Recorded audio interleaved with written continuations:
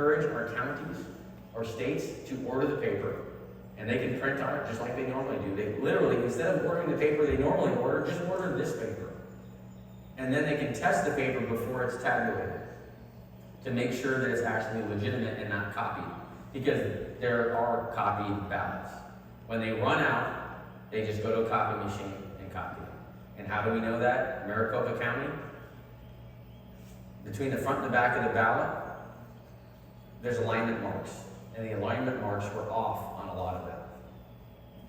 And the reason they're off is because they took the front of a ballot, they put it in a copy machine, they hit copy, they flipped it over, flipped the pages over, copy again. And the copy machines that we use in our offices are not that good, and they're not going to align things perfectly, and they don't print generally on both sides simultaneously. Whereas a print house that prints ballots, a professional print house, will make sure those are dead on each time. They have to be, or the scanners can't read them. So when those are out of alignment between front and back, and they're thin copy paper, clearly they were copied. So that's one thing we can do to cripple them. It's cheap. 6, 7 cents a page, up to maybe 25 cents, depending on how many countermeasures we put on. That's something we need to be pushing for the next election. We're not going to get this completely stopped, but if we can stop enough of it, maybe they won't be able to overwhelm the system and cheat.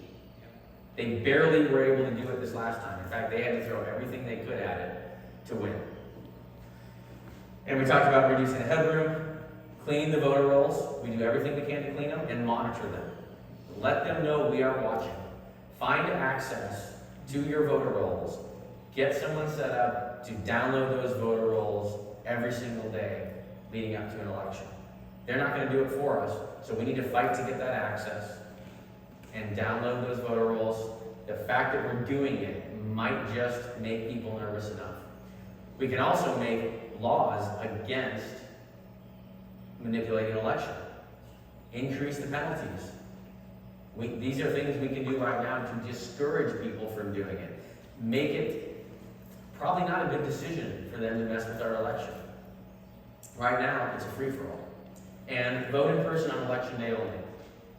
That is a message you can get across to everyone, and that will put a dagger in them.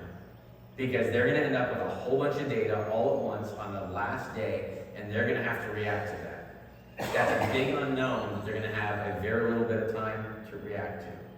That will hurt them. Vote in person on election day only. And can you also say,